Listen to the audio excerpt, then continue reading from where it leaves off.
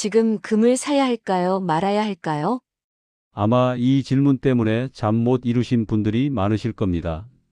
금값이 연일 최고가를 경신하는 모습을 보면서 마음 한편으론 지금이라도 사야 하나 싶고 또 한편으론 너무 올라서 이제 떨어지는 거 아닌가 걱정되셨을 겁니다. 올해 초 50만 원이었던 한돈 돌반지 가격이 최근 80만 원을 넘어섰다는 말이 나올 정도로 체감 물가도 빠르게 오르고 있습니다. 단순한 단기 급등이 아니라 구조적인 변화라는 점에서 시장의 긴장감이 커지고 있습니다. 안녕하십니까? 저는 30년 넘게 자산관리사로 일하며 수많은 고객분들의 재무 상황을 분석하고 설계해온 최정수입니다. 금속 원자재 시장에서 이례적인 상승이 이어지고 있습니다. 요즘 시장에서 가장 많이 느껴지는 감정이 뭔지 아십니까? 바로 불안입니다. 오를 것 같아서 불안하고 또 언제 떨어질지 몰라서 더 불안한 상태죠. 그런데 최근 이 불안감을 더욱 키운 소식이 하나 있습니다. 세계적인 투자은행 골드만삭스가 금값이 2026년 말까지 온스당 4,900달러까지 오를 수 있다고 공식 전망한 겁니다. 지금보다 약 20% 더 오를 수 있다는 이야기입니다. 하지만 오늘 제가 드릴 이야기는 금값이 오를까 내릴까가 아닙니다. 그런 단기 예측은 오히려 판단을 흐리게 만들 뿐입니다. 오늘 우리가 꼭 짚고 넘어가야 할 핵심은 단 하나입니다. 왜 지금 이 시점에 이런 뉴스들이 쏟아지고 있는가 하는 점입니다. 러시아에서 돌연 금괴를 싹쓸이했다고 소식 들어보셨나요? 시장이 긴장하는 이유는 단순히 금을 많이 샀다는 게 아닙니다. 이번 움직임에는 세 가지 특별한 점이 있습니다. 첫째, 타이밍입니다. 지금은 전 세계 금융시장이 큰 변화를 맞고 있는 시점입니다.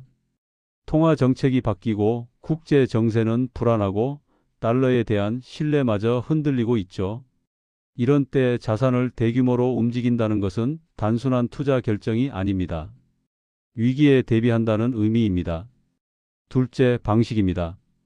러시아는 국채나 외화를 늘리는 대신 실물금을 선택했습니다.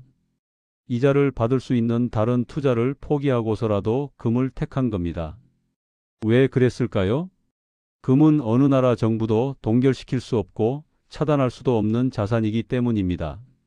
셋째, 속도입니다. 조금씩 늘려온 게 아니라 단기간에 집중적으로 매입했습니다. 이는 미리 계획된 행동이라는 뜻입니다.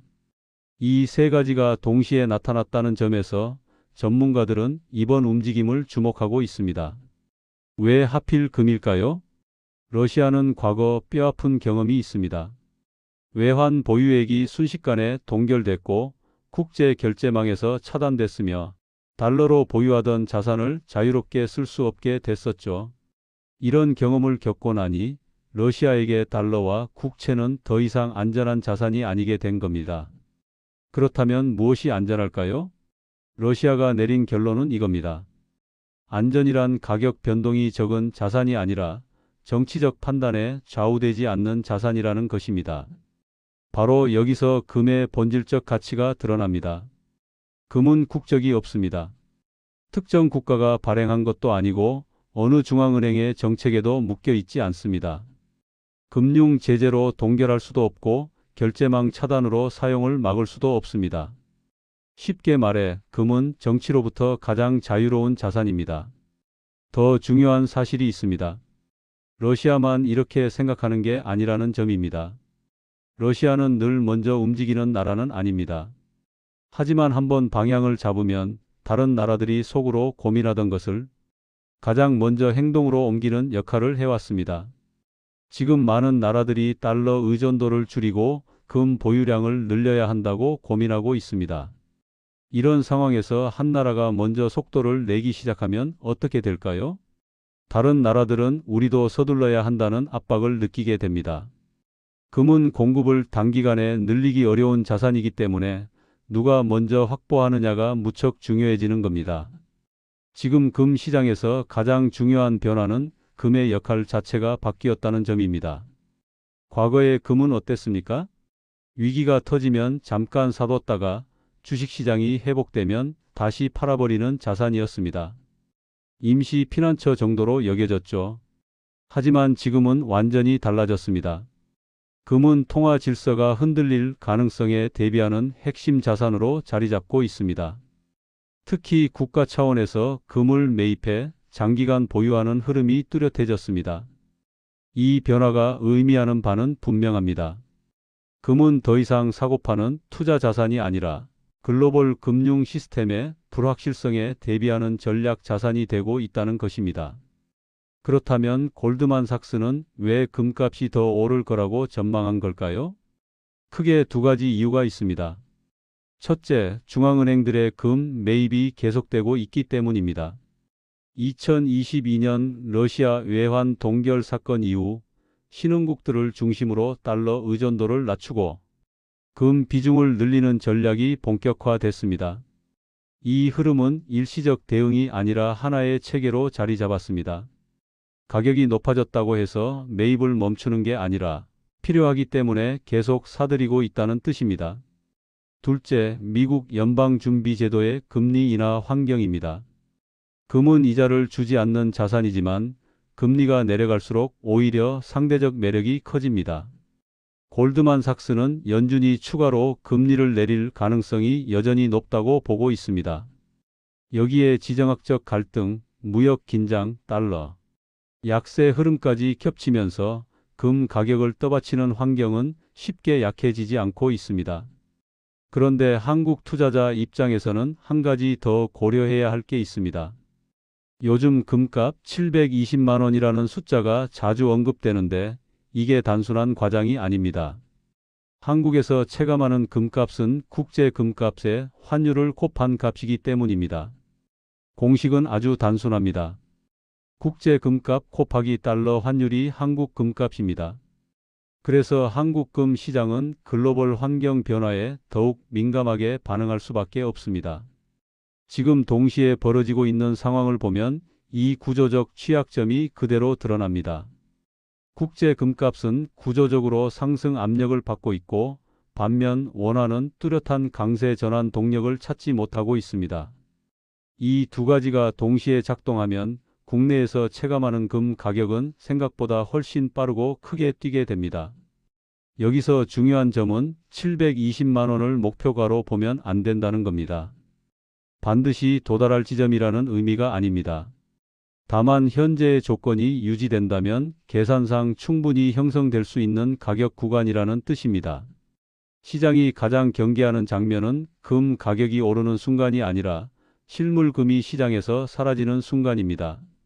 국가와 중앙은행이 금을 매입할 때는 개인 투자자와 목적 자체가 다릅니다. 이들의 공통점은 분명합니다. 단기 매매를 전제로 움직이지 않는다는 점입니다. 한번 매입된 금은 다시 시장으로 쉽게 나오지 않습니다.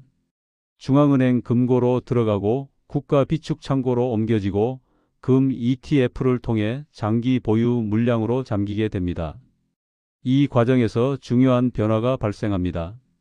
시장에 유통되는 실물 금의 양이 줄어든다는 것입니다. 유통 물량이 줄어들면 가격은 예전과 같은 방식으로 움직이지 않습니다. 조정 구간은 짧아지고 하락이 깊어지기 전에 매수 수요가 빠르게 유입됩니다. 반대로 상승 구간은 더 길어지고 가격이 높은 수준에서 머무는 시간이 늘어나는 구조로 바뀝니다. 지금 시장에서 가장 위험한 것은 가격 그 자체보다 잘못된 생각입니다. 많은 분들이 여전히 과거의 기준으로 지금 금 시장을 해석하려고 합니다. 대표적인 착각이 세 가지 있습니다. 첫째, 너무 올랐으니 이제 끝이다라는 생각입니다. 과거에는 이 논리가 어느 정도 통했습니다. 하지만 지금의 금 상승은 투기 자금이 몰려 만들어진 급등이 아닙니다. 체제 불안에 대응하기 위한 수요가 중심이 된 흐름입니다. 둘째, 조정이 오면 그때 사면 된다는 생각입니다. 조정이 반드시 깊게 온다는 전제 자체가 과거 사이클에 기반한 판단입니다. 실물금이 시장에서 잠기는 구조에서는 조정이 와도 짧고 빠르게 지나갈 가능성이 큽니다. 셋째, 금은 예전처럼 움직일 것이다라는 믿음입니다. 금이 위기 때만 잠깐 오르고 다시 제자리로 돌아간다는 전제는 더 이상 유효하지 않습니다. 여러분께 꼭 말씀드리고 싶은 게 있습니다. 금값 상승이 모두에게 기회가 되는 것은 아닙니다. 지금은 방향을 맞추는 구간이 아닙니다. 구조를 이해하는 구간입니다. 가장 위험한 행동은 분위기에 휩쓸려 한 번의 결정을 내리는 것입니다. 가격만 보고 판단하는 순간 리스크는 급격히 커집니다. 지금 필요한 것은 빠른 선택이 아니라 차분한 이해입니다. 무엇을 사느냐, 언제 사느냐보다 먼저 점검해야 할 것은 지금의 시장을 어떻게 이해하고 있느냐입니다. 금값이 하루하루 움직이는 숫자에 집중하다 보면 판단은 점점 흔들릴 수밖에 없습니다. 가격이 오르면 조급해지고 잠시 멈추면 불안해지고 조금만 내려가도 후회가 밀려옵니다. 이 상태에서 내리는 결정은 대부분 시장이 아니라 감정에 반응한 선택이 됩니다. 그래서 지금 이 시점에서 가장 중요한 일은 판단을 서두르는 것이 아니라 마음 상태를 먼저 정리하는 것입니다. 지금 금을 바라보며 느끼는 감정이 무엇인지 스스로 점검해 보시기 바랍니다. 불안인지, 조급함인지, 아니면 남들보다 늦어질까 하는 두려움인지 분명히 인식하셔야 합니다. 이 감정을 정리하지 않으면 어떤 선택을 하더라도 다음 순간에 다시 흔들리게 됩니다. 시장은 언제나 정보를 먼저 주는 쪽이 아니라 준비된 사람에게 기회를 줍니다. 지금처럼 구조가 바뀌는 구간에서는 더더욱 그렇습니다. 가격은 단기간에 오르내릴 수 있지만 구조는 하루아침에 바뀌지 않습니다. 구조를 이해하고 나면 가격의 움직임이 이전처럼 위협적으로 보이지 않게 됩니다. 오늘 이 내용을 여기까지 들으셨다면 이미 충분히 중요한 판단을 하나 하신 겁니다. 감정이 아니라 구조를 보려고 멈춰 섰다는 것 자체가 가장 어려운 선택이기 때문입니다. 이해가 먼저 서면 선택은 늦어져도 늦은 것이 아니고 서두르지 않아도 불안하지 않습니다. 지금은 빠른 결정이 아니라 흔들리지 않는 이해가 가장 큰 자산이 되는 시점입니다. 오늘 영상이 도움이 되셨다면 구독과 좋아요 버튼 꾹 눌러주세요. 여러분의 응원이 더 좋은 내용의 영상을 제작하는 힘이 됩니다. 지금 드린 내용은 어디까지나 교육적 목적의 일반 정보입니다. 특정 종목이나 시점을 추천하는 투자 자문은 아닙니다. 여러분의 현명한 투자를 응원합니다. 감사합니다.